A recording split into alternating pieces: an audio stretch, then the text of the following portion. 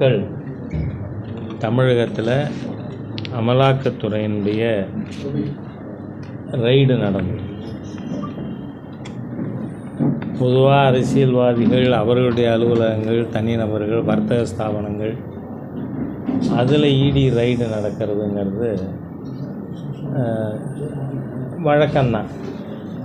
ஆனால் அரசாங்கத்தினுடைய ஒரு டிபார்ட்மெண்ட் ஹெட் ஆஃபீஸில் இடி ரைடு நடந்திருக்கிறது கொஞ்சம் நம்மை நிமிர்ந்து உட்கார்ந்து பார்க்க வேண்டிய அவசியத்தை அது ஏற்படுத்தியிருக்கு. அமலாக்கத்துறை அதனுடைய முதல் கட்ட அறிக்கை கொடுத்துருக்கு. அதில் 3 விதமான விஷயங்கள் குறிப்பிடப்பட்டிருக்கு. டாஸ்மாகில் அதிகபட்ச சில்லறை விலை எம்ஆர்பி ரேட்டை விட அதிக விலைக்கு மது விற்பனை நடந்திருக்கிறது.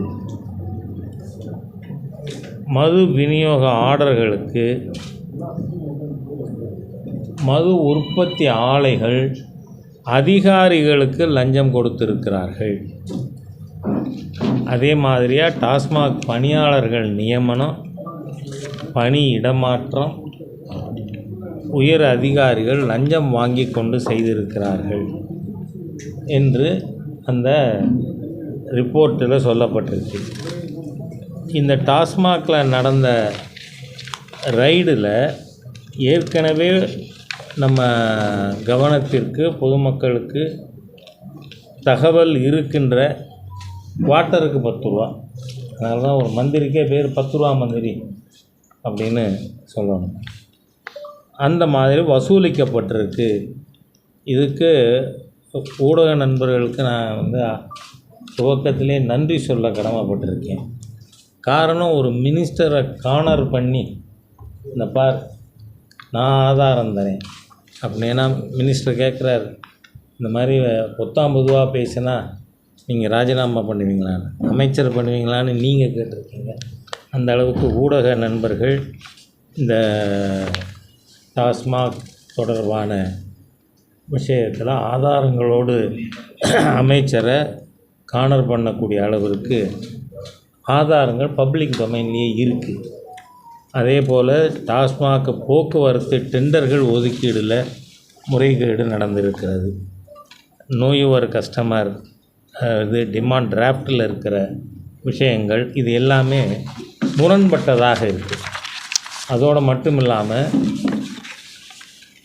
இறுதி ஏலத்தில் நீங்கள் பார்த்தீங்கன்னா எல்லா இதுலேயும் ஒரு நபர் தான் இறுதி ஏலத்தில் இருக்கார், டெண்டரில் பங்கு பெற்றவராக. ஆகவே இது 100% ஃபேவரிட்டிசம், நெப்போட்டிசம், கரப்ஷன் இது எல்லாமே அதில் இருப்பது நமக்கு தெரிய வந்திருக்கு.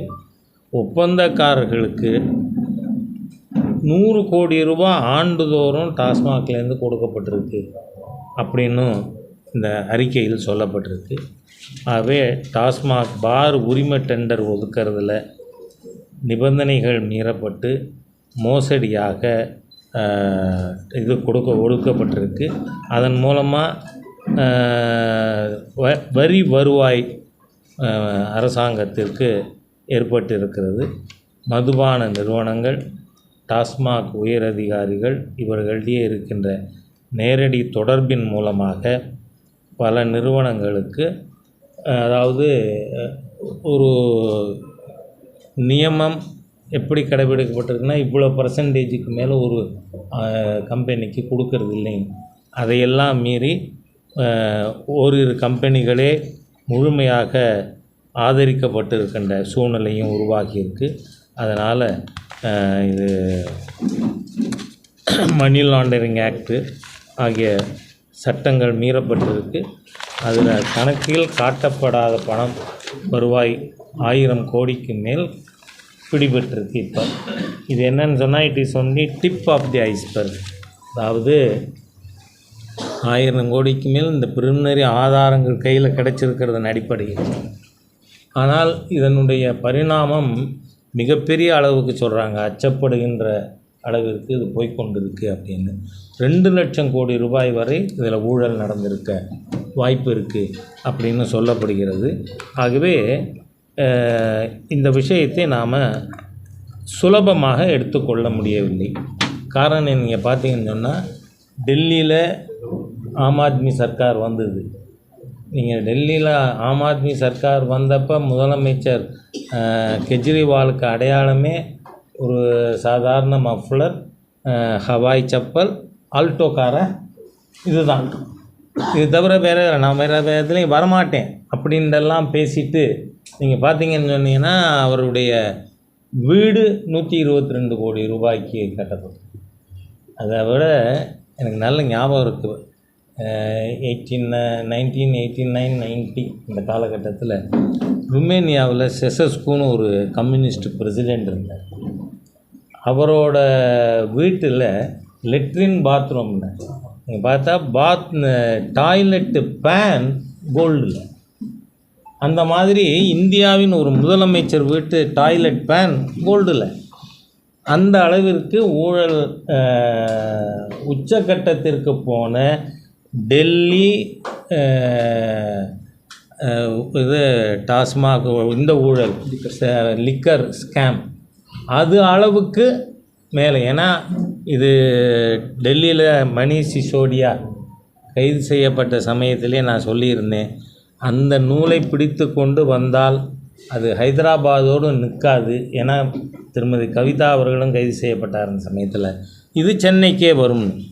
அவை இன்றைக்கி பார்த்தா டெல்லியில் ஏற்பட்ட சாராய ஊழல், சத்தீஸ்கரில் பிடிபட்ட சாராய ஊழல் அதை விட பல மடங்கு பரிமாணத்திலே அதிகம் இருக்கின்ற அளவிற்கு தமிழகத்தில் இந்த டாஸ்மாக் ஊழல் நடந்திருக்கு. நீங்கள் இதில் மக்கள் என்ன பேசுகிறார்கள், எப்படி டெல்லியில் டெபுட்டி சீஃப் மினிஸ்டர் இன்வால்வ்டோ அந்த அளவுக்கு தமிழ்நாட்டிலையும் இதில் இன்வால்வ்மெண்ட் இருக்கும் அப்படின்னு. ஆகவே இது முழுமையாக விசாரணை செய்யப்பட்டு விரைவிலேயே சம்பந்தப்பட்டவர்கள் அனைவரும் டெல்லி போல ஹைதராபாத் போல இவர்கள் சிறைக்கு செல்ல வேண்டிய ஒரு சூழ்நிலையானது உருவாகி கொண்டிருக்கிறது. அதனால் பாரதிய ஜனதா கட்சி, அரசாங்கம், என்ஃபோர்ஸ்மெண்ட் டைரக்டரேட்டு அவர்கள் செய்கிற இன்வெஸ்டிகேஷன், அதனுடைய நடவடிக்கைகள் அது ஒரு புறம் இருந்தாலும் இன்றைக்கி மக்கள்கிட்ட கொண்டு போய் சேர்க்க வேண்டிய ஒரு மிகப்பெரிய அவசியமானது இருக்கிறது. அதனால் பாரதிய ஜனதா கட்சி நாளை மறுநாள் சென்னையில் இந்த டாஸ்மாக் ஊழலை கண்டித்து மிகப்பெரிய ஆர்ப்பாட்டம் இருக்குது. அதோடு மட்டும் இல்லை, 5000த்திற்கும் மேற்பட்ட டாஸ்மாக் கடைகளுக்கு எதிராகவும் பாரதிய ஜனதா கட்சி போராட்டம். நாம் ஏற்கனவே சொல்லியிருந்தோம் டாஸ்மாக் கடைகளையே மூடணும்னு. அதில் நீங்கள் பார்த்தீங்கன்னா அவர் தூத்துக்குடியில் யாரோ ஒரு எம்பி இருக்காங்க, கனிமொழின்னு பேரா, அவங்க என்ன சொன்னாங்க, 16லேயே இந்தியாவிலேயே தமிழகத்தில் தான் இளம் விதவைகள் அதிகமாக இருக்காங்க. அந்த இளம் விதவைகள் அதிகமாக இருக்கிறது காரணம் டாஸ்மாக். நாங்கள் ஆட்சிக்கு வந்த உடனே கையெழுத்து, எத்தனை கையெழுத்து போடுவாங்கன்னே எனக்கு தெரில. நீட்டுக்கு எதிராக ஒரு கையெழுத்து, டாஸ்மாக் எதிராக ஒரு கையெழுத்து, எதெல்லாம் நடக்காவோ அதெல்லாம் கையெழுத்து பட்டியலில் கொடுத்துட வேண்டியது. அந்த மாதிரியாக இன்றைக்கி ஒரு மிகப்பெரிய அளவுக்கு எல்லாருக்கும் தெரிஞ்சு போச்சு, 10 ரூபா மந்திரின்னு சொல்கிற அளவுக்கு. ஆனால் இதில் திராவிட முன்னேற்ற கழகத்தில் இன்னும் உச்சபட்சத்தில் இருக்கின்ற தலைமை ஈடுபட்டு இருக்கிறது என்கின்ற பல தகவல்கள் வந்து கொண்டு இருக்குது. நீங்கள் ரீசெண்டாக பார்த்தீங்கன்னா முதலமைச்சரிலிருந்து திராவிட முன்னேற்ற கழகத்தினுடைய மூத்த அமைச்சர்கள், பாராளுமன்ற உறுப்பினர்கள் பேசுகிற பேச்சை பார்த்தா நிஜமாகவே திராவிட முன்னேற்ற கழகத்தின் தலைமை இந்த இடி ரைடின் மூலமாக பைத்தியம் பிடிச்சிருக்கு தலைமை. நீங்கள் பாருங்கள், நம்ம முதலமைச்சர் ரூபாயோட சிம்பல் அதை மாற்றுவாராம். கான்ஸ்டியூஷன் தெரிஞ்சிருக்காரா, பழக்க வழக்கங்கள் தெரிஞ்சிருக்காரா? இப்போ நாம் எழுதும் பொழுதே ரூபாய் இத்தனை ஆயிரம், இத்தனை லட்சம் போடுறோம், அது ஒரு பெரிய விஷயம் கிடையாது. ஆனால் கவர்மெண்ட்டு அதுக்குன்னு ஒரு சிம்பல் அப்ரூவ் பண்ணி இவர் அதை மாற்றி தமிழில் போடுறாரு. இப்போ இந்த ஊழல்லாம் வர்ற பணத்தில் எல்லாத்துலேயும் ரூபா நோட்டில் அதை வந்து தேவநாகரி ஸ்கிரிப்டை அடித்து இந்த தமிழ் எழுதி தான் பயன்படுத்துவார். எவ்வளோ ஃபுலிஷ் ஒரு சீஃப் மினிஸ்டர். காரணம் என்ன? He has gone berserk. அதே மாதிரியாக மிகப்பெரிய டிஸ்பிகபிள் ஆக்ட் துரைமுருகனோடு. வட இந்திய மக்கள் இந்த மாதிரி, அந்த பெண்கள் இந்த மாதிரி, இப்படியெல்லாம் ஒருத்தர் பேசுவாரா என்ன? ஒருவனுக்கு ஒருத்தி என்பது தமிழன் பண்பாடுன்னு பேசுகிறீங்களே, அப்போ மனைவி, இணைவி, துணைவி இதெல்லாம் மக்கள் ஃபோட்டோவோடு எடுத்து போட ஆரம்பிச்சிட்டாங்க. ஒரு பக்கம் மனைவி, ஒரு பக்கம் துணைவி, அது இருந்துக்கிற உங்கள் லீடர்ஸ் கிடையாதா? ஏன் தமிழர் தலைவர் ஈவேரா புஸ்தகத்தை, எங்கள் ஊர் கண்ணதாசன் புஸ்தகத்தை, வனவாசத்தை படித்தா எவ்வளோ கேவலமான வாழ்க்கை வாழ்ந்தவர்கள் இந்த திராவிடியன் ஸ்டாக், கேரக்டர்லெஸ் ஃபெலோஸ். அந்த மாதிரியே இருக்கக்கூடிய ஒரு கட்சியிலேருந்து வட இந்திய பெண்களையெல்லாம் இந்த மாதிரின்னு பேசலாமா ஒருத்தர்? அதோட நீங்கள் பார்த்தீங்கன்னா நம்ம சீஃப் மினிஸ்டர் கொஞ்ச நாள் முன்னாடி பேசினார், எனக்கு வந்து வரி கட்டாதேன்னு சொல்ல 1 செகண்ட் ஆகும்னு. அந்த 1 செகண்டு தான் 356 பயன்படுத்தாங்க. கான்ஸ்டியூஷன் தெரியாதா உங்களுக்கு? வரி கொடுக்காதேன்னு நீங்கள் சொல்லுங்கள். சொல்ல எனக்கு டைம் ஆகாதுன்னு சொன்னார். கொடுக்காதேன்னு சொல்லுங்கள். நான் முதுகெலும்பு இருக்கும்னு சொன்னால், இந்த தைரியம் இருக்கும்னு சொன்னால் மக்களை வரி கொடுக்காதேன்னு சொல்ல முடியுமா? ஆகவே இன்றைக்கி இதுக்கெல்லாம் காரணம் என்ன? இந்த திராவிட முன்னேற்ற கழக அரசனுடைய ஊழல், அதனுடைய கோர முகம். இன்றைக்கி இந்த டாஸ்மாக் இதுங்கிறது it is only manifestation of the corruptions already remaining. நீங்கள் சென்னையில் பார்த்தீங்கன்னா நம்ம திரு அமர் பிரசாத் ரெட்டி சென்னையிலேருந்து தான் வந்தார். சென்னையில் நீங்கள் ஒரு டாய்லெட்டு கட்டுறதுக்கு 1 கோடிக்கு மேலே. நீங்கள் வந்து ஸ்வச் பாரத் அபியானில் மாண்புமிகு பிரதமர் டாய்லெட் ஸ்கீமில் ஒரு டாய்லெட் கட்ட எவ்வளவு செலவாச்சு? 12,000. ஆனால் இன்றைக்கி மெட்ராஸ் கார்ப்பரேஷனில் டாய்லெட் மெயின்டெனன்ஸுக்கு எவ்வளோ தெரியுமா? ஒரு நாளைக்கு 360 ரூபா, மாதம் 12,000. ஒரு டாய்லெட்டு கட்ட எவ்வளவு செலவாகுமோ அது ஒரு டாய்லெட்டை மெயின்டைன் பண்ணுறதுக்கு. ஆகவே நீ ஒரு மாதத்துக்கு மெயின்டைன் பண்ண ஒரு நாளைக்கு 360 ரூபா. ஆகவே நீங்கள் பார்த்தீங்கன்னு சொன்னால் விவசாயிகளுடைய பேடி ப்ரொக்யூர்மெண்ட் சென்டரில் நடக்கிற ஊழல் எல்லா விதத்துலேயும் அங்கிங்கனாதபடி எல்லா இடத்துலையும் இருக்கக்கூடிய ஒரு ஊழல் நிறைந்த ஆட்சியாக இந்த திராவிட முன்னேற்ற கழகத்தினுடைய ஆட்சி இருக்குது. அதுக்கு சிகரம் வைப்பது போல் வந்து இந்த டாஸ்மாக் பிரச்சனை இருக்கிறதுனால வந்து மது பிரியர்களாக குடிகாரங்கன்னு சொல்லக்கூடாது. எங்கள் முத்துசாமியை கோச்சுப்பார். அதனால் அவர்களுக்கும் புரிகிற மாதிரியாக இந்த விஷயத்தை மக்கள்கிட்ட எடுத்து செல்லணும். அப்படிங்கிறதுனால பாரதிய ஜனதா கட்சி நாளை மறுநாள் மாநில தலைவர் திரு அண்ணாமலை தலைமையில் போராட்டம் துவங்குகிறது. இது தமிழகத்தில் இருக்கின்ற 5000த்திற்கும் மேற்பட்ட எல்லா டாஸ்மாக் கடைகளுக்கு முன்பாக. அப்புறம் அது என்ன கிளப்பா? அதுக்கு ஒரு கிளப் இருக்குது. அது என்ன? FLT recreation club. அந்த கிளப்பு அதே ஒரு 1000 இப்போ உருவாக்கியிருக்காங்கல்ல. ஏன்னா டாஸ்மாக் கடை எண்ணிக்கையை கூட்டுறோன்னு சொல்லி மக்கள் சொல்கிறாங்களேன்னு சொல்லிட்டு இப்போ கிளப்பு எண்ணிக்கையை கூட்டிட்டாங்க. அதனால் அந்த கிளப்புகள் எல்லா இடத்துக்கு முன்பாகவும் பாரதிய ஜனதா கட்சியின் சார்பாக போராட்டம் நடத்தப்படும்.